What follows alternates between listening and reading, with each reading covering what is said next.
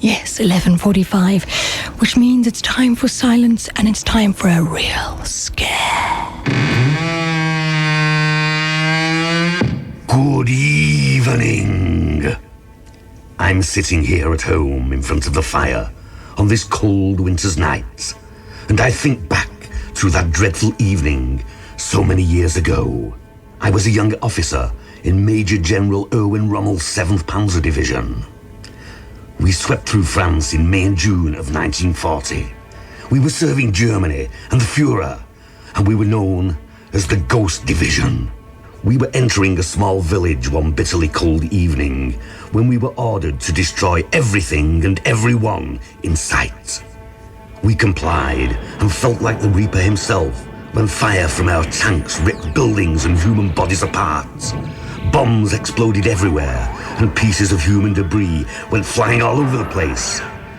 Some of us got out of the tanks in search of survivors. I, together with Klaus von Blum, entered a small building in the center of the village. A young woman was sprawled out on a small wooden table, and it was very evident that she was pregnant, and that the infant was to be born that night. This would be a very unnatural birth, since there were as many as 5 long silver nails driven through her hands, feet, and skull. Blood trickled down her forehead, where the nail entered the cranium, and it covered her eyelids.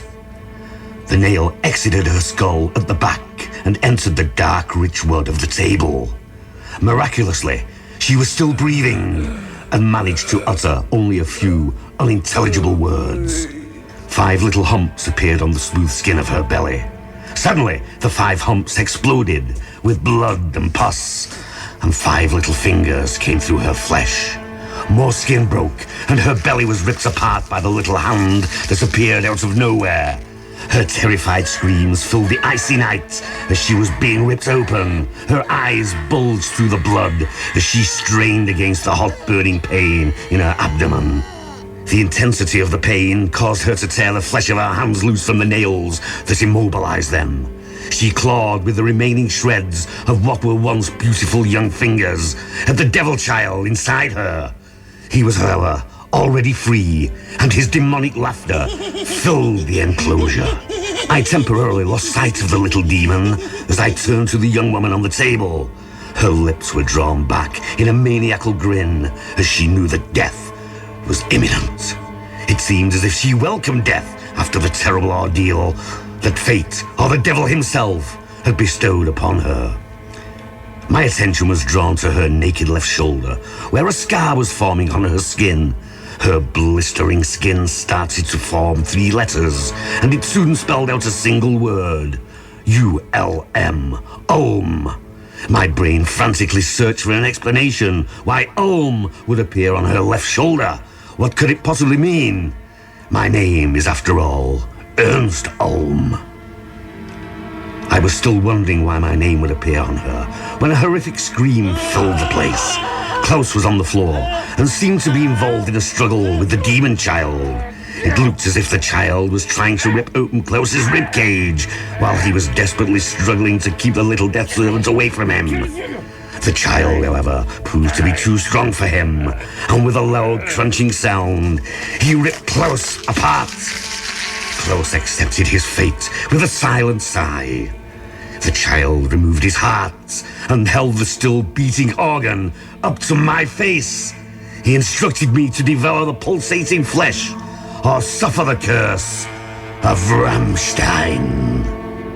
I refused to ingest any part of my fallen comrade, and the little demon declared that he would impregnate one of my family and that she would suffer the same fate. I tried desperately to get hold of him and kill him, as to end his curse forever. He only laughed at my clumsy attempts, and in an instant disappeared in a brilliant burst of flame, never to be seen again. I stand up from my chair to go to sleep. I am now an old man, but I will never forget that night. As I walk down the hallway, I hear a soft cry. I open the door and look inside. There, on a wooden table, in front of the open window, my granddaughter is lying. The full moon shines on 5 silvery dots on her naked body as the flesh of her abdomen is ripped apart by a little hand.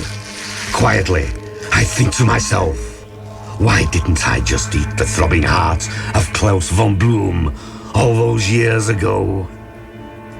Tonight's blood-spattered epic was written by Cobus Culver. Now, Cobus lives at 13 John Knox Street, Park West, Bloemfontein. Cobus, as you can gather, has a very fertile imagination. Cobus, thank you very, very much for sending me your story, and I hope you enjoyed listening to it. You have been listening to Uncle Paul, and I shall return at the same time next week. Something out there is beyond the limits of our knowledge. 5 FM.